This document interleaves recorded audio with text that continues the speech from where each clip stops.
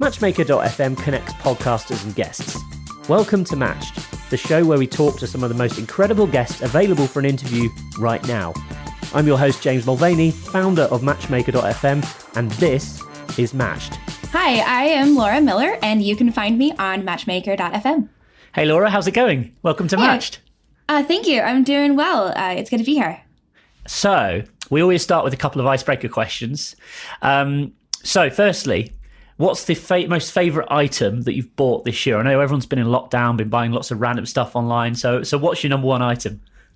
Probably the set of interchangeable circular knitting needles that I bought. I have picked up knitting during the pandemic again. Okay. And the set, it has a couple cords, and then you can change the sizes of the needles that go on it. So you can basically knit anything. I didn't know that existed, but that sounds very useful. It is. So I bought other things too, but that's probably brought me the most joy and is the most weird and unique. So cool. Okay, next up, if you could pick one meal that you had to eat for the rest of your life, what would it be? Okay, so I don't know that I should actually eat this for the rest of my life, but my go-to meal when I don't know what I want to eat is a bowl of cereal. It's easy enough, isn't it? Requires minimal effort, fills you up. Effort, maximum deliciousness. Yeah. It's great. And it's not too unhealthy. It depends on what kind of cereal you eat. Yeah, maybe Lucky Charms aren't the best, but I'm definitely on a Lucky Charms kick right now. So cool. Okay, Laura. So if you'd like to just then start off by telling us about who you are, what you do, and also you've got a podcast as well, so I'd love to hear all about that. Yeah, absolutely. So my name is Laura, and I am the host and producer and everything else for the Library Laura podcast, which is your weekly dose of book recommendations, library love, and literary enthusiasm. I did start this podcast shortly after we started having a pandemic, because I had been working at an insurance agency for the past 2.5 years.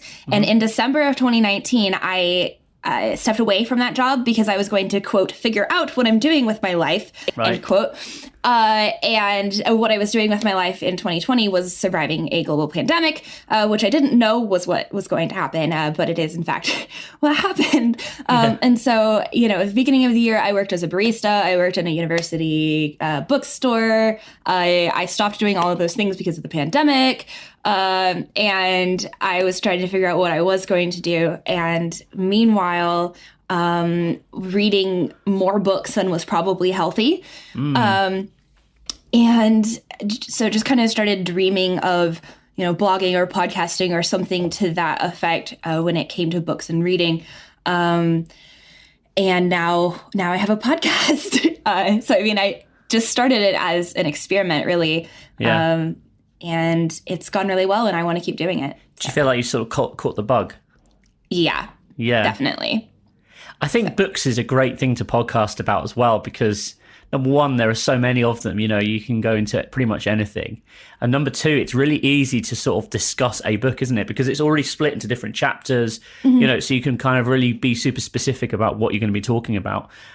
Also, I guess just everyone has different opinions on different books. It's something that everyone really is interested in one way, shape or form. Yes, absolutely. And so it's been fun because the way my podcast is kind of run is that about one episode a month, I talk about all the books that I've been reading. And then the other episodes, I interview people. And so I've interviewed authors and podcasters and librarians and just regular readers. And it's just been fun. So we kind of have a part where we just kind of talk about who they are and what they do and that kind of thing. And then we tend to swap book recommendations. And so I get to talk about books that I think they would love. And then I get to find out about books that I've never heard of before, and everybody's happy. So, okay, cool. And so, tell us why you decided to join Matchmaker. So this was just one of those random connections on the internet situations. So Mike Consolo actually reached out to me on LinkedIn in October of 2020. I think that was about the time that I updated my profile to actually say that I was a podcaster, because I was admitting that it was actually a thing that I'm doing now. Yeah. And anyway, he reached out and said, hey, we've got this podcast matchmaking platform, and it might be something that you might enjoy. And I was like, I don't we'll see. So I kind of clicked in. It sounded interesting. So I made a profile for both my show and myself, and I had really low expectations. Really? It's good to know. Sorry. I mean, I didn't really know what it was. I didn't really expect to get a lot of response on my profile, and it's definitely exceeded my expectations. Awesome. So it's been fun. I've definitely found new guests that weren't people that I know, or they weren't friends of friends or that kind of thing. It's kind of opened up that. And I've gotten to interview on one podcast myself, and there's an upcoming collaboration with another podcast as well. So. That's great. So I'm actually curious to know about the collaboration, because this is something that we've kind of only recently added to the platform, because we thought about it as let's connect podcasters as a guest, but then actually it turns out like a lot of podcasters want to connect as well. So I'm curious to know what's your collaboration? What's your plans for that? Yeah, so I'm talking with Marcus and the rest of the people from Big Kids Book Club podcast. Okay. And so they're based in the UK, and they talk about middle grade and young adult books and reading, which is a particular passion of mine. So I actually found the podcast through matchmaker.fm, and I was able to reach out and say, hey, I also have a bookish podcast. What can we do that kind of benefits both of us? And so I'm going to interview Marcus actually later this week, and then I'm going to join them for their like end of March kind of chit chat recap. Where they normally have 3 of them. I'm gonna be the 4th on that episode and just kind of chime in. Excellent. So it's great because I get another episode out of it, and they get another episode out of it, and we're both happy. So I suppose for some people you could just like record one episode and maybe air it on both platforms, but our kind of formats are different, so we're not able to do that. I think that's really cool, and I think certainly, because this is like one of the questions we have a lot is about how do we grow, what strategies can I use to grow my podcast without spending any money? Mm-hmm. And I do think collaboration is a really good way to grow your audience, because obviously if someone else is listening to a podcast of a similar nature, they're already on the medium, so they're already engaged with podcasting. So it's much easier to get that podcaster to come and listen to your podcast than it would be just to try and convert someone random from social media, etc. So I think collaborations are a really effective sort of tool for podcast growth. Yeah, and I absolutely love interviewing people who aren't podcasters.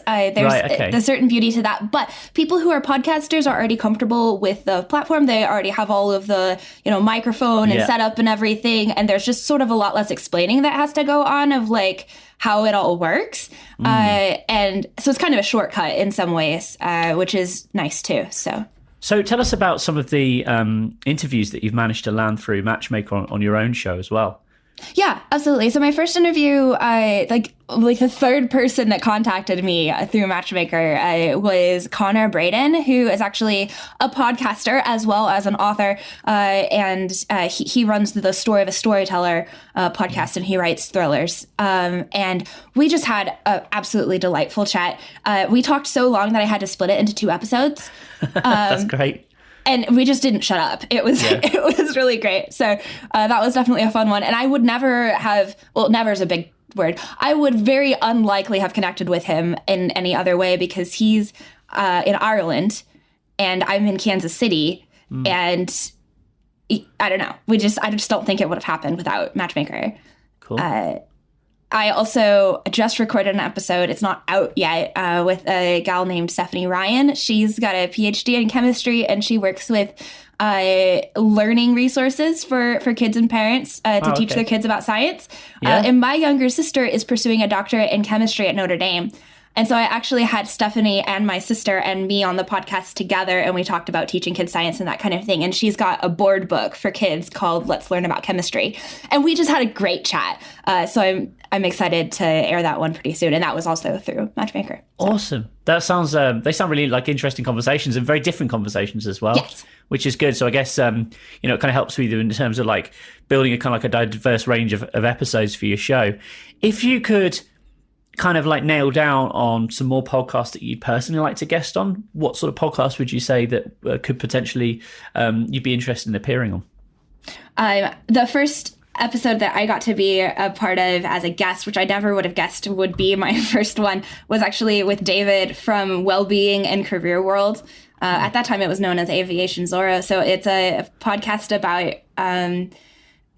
well-being and, stress relief and that kind of thing for people, especially in the aviation industry, but also in other industries. And he had me on to talk about knitting. Okay. And because research shows that knitting is, if you look at like the top 10 ways to like de-stress, knitting is one of them. And he wanted to find somebody who knew more about that. And since I've been using that as sort of the de-stressor during the pandemic, that made for a good match and was really fun. But if I had to guest on podcast, I would love to talk about books and reading, or like the importance of reading with your children, because I'm a product of people having read to me, and it's something that I just am really passionate about. I love talking about middle grade books specifically. That's kind of my like niche of book enjoyment. But I also am really interested in like psychology stuff, like the Enneagram and that kind of thing. I love to knit. I'm basically ended up accidentally being a freelancer and a bit of an entrepreneur and running my own podcast and that kind of thing. So just talking about like being on this episode of talking about being a podcaster is like awesome. I'm really enjoying that. And if I could be on any podcast, I would want to be a guest on What Should I Read Next with Anne Bogle. She's kind of a person that I look up to a lot in the book world. But it's really hard to get on her podcast. I've actually filled out the like application and she is one woman with one episode a week. And there's thousands of people who would love to talk to her about books. And I haven't been one of them yet, but maybe hopefully someday. You'll get there. Fingers crossed. I was going to actually ask, so you mentioned like obviously just before the pandemic, you kind of decided to, leave the insurance industry because you kind of wanted to like do some soul searching and figure out what you wanted to do. I'm curious to know, like, has a podcast, has that helped you shape your kind of your decisions moving forward, or has it kind of, taught you anything that perhaps you didn't know before? Yeah, so it definitely, podcasting is both very introspective and totally nerve-wracking because you basically sit in your guest room and talk to your computer and then listen to every single millisecond of your voice while editing it and then put it out on the internet and hope that somebody likes it. And it's kind of terrifying. But the good news is that I've found an audience that does want to hear what I have to say, and just really found that like I'm good at it for whatever reason, with this like book recommendations and just like drawing people out and listening to their stories. And so now that I've gotten over the initial hurdle of the absolutely terrifying nature of podcasting, it's really delightful. And it's one of those things where like I think I have found a thing that I am good at. And it's weird, like all of the pieces that have come together in my life. Like I was a public relations minor in college and I worked on the student newspaper, and I loved writing stories that required me to go and interview people. And so I had some sort of practice interviewing, but like it was very different than podcast interviewing, but just like pulling out people's stories and drawing them out is something that I've had the opportunity to practice and put into use. I've also started doing some content creation and like freelance writing and editing for a nonprofit organization. Okay. And I convinced them to start a podcast. And we launched in January. So that's the Crossroads Career Podcast. Yeah. So it's a nonprofit talking about faith-based career transition resources and that kind of thing. And I get paid for that one. So that's cool. That's great. So that's really, okay, that's absolutely amazing, Laura. I'm so happy for you. And also it just goes to show, isn't it? You can kind of turn something that, started off as just like, oh, this might be fun. It's something to pass the time, to actually, wow, no, you're actually getting paid to do it. And you've not only got your own podcast where you've kind of got the ability to have really good conversations and make a difference, but then you're also doing something for what sounds like a great kind of organization as well, which is fantastic. Yeah, so, it's been really cool. Yeah, and just to finish up, like, what advice would you give to someone who's maybe thinking about going into podcasting, either as a guest or starting their own show?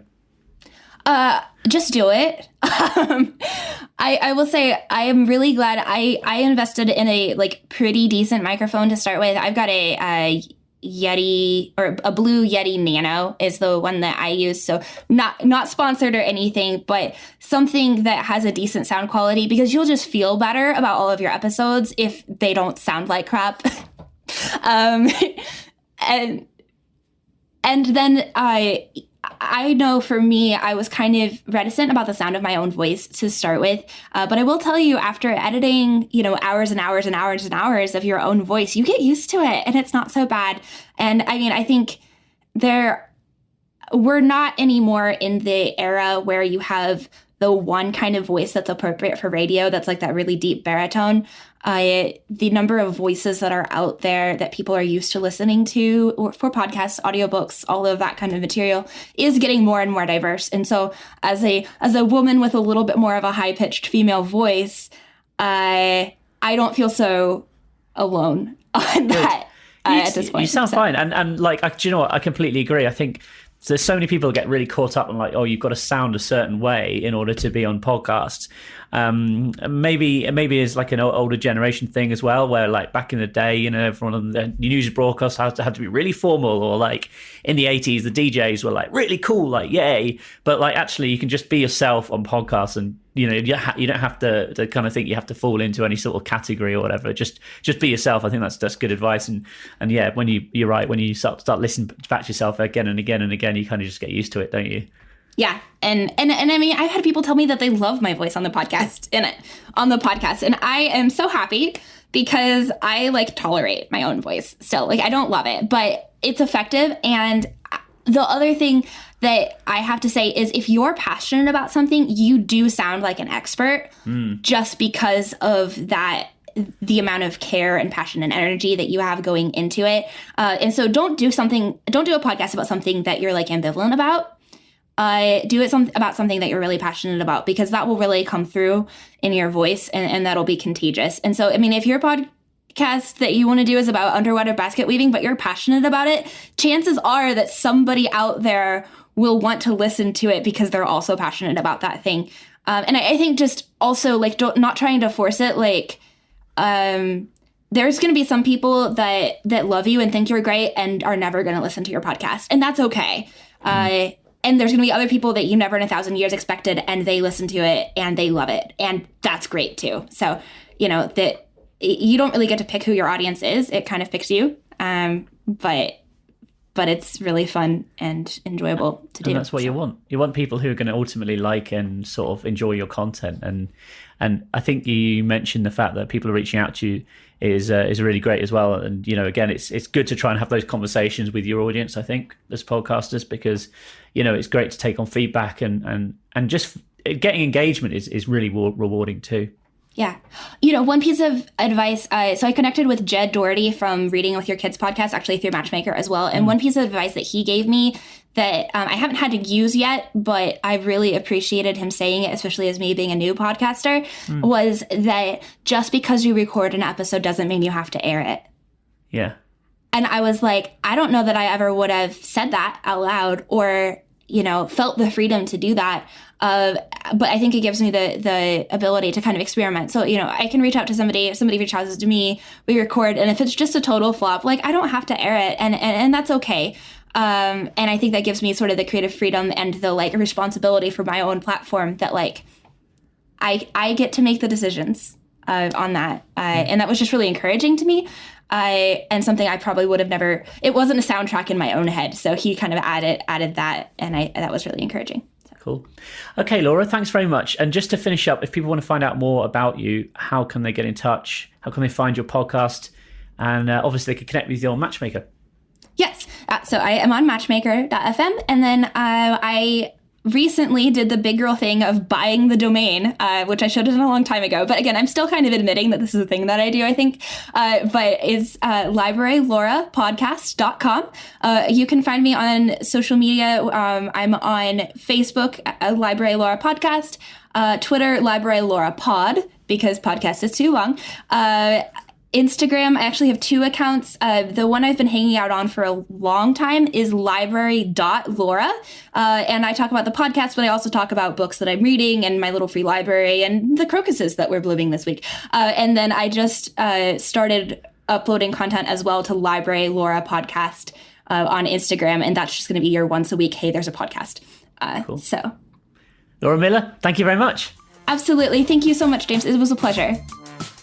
There is an easier way to get booked onto more podcasts as a guest. Join matchmaker.fm for free today and start making connections with podcasters who are looking for guests just like you.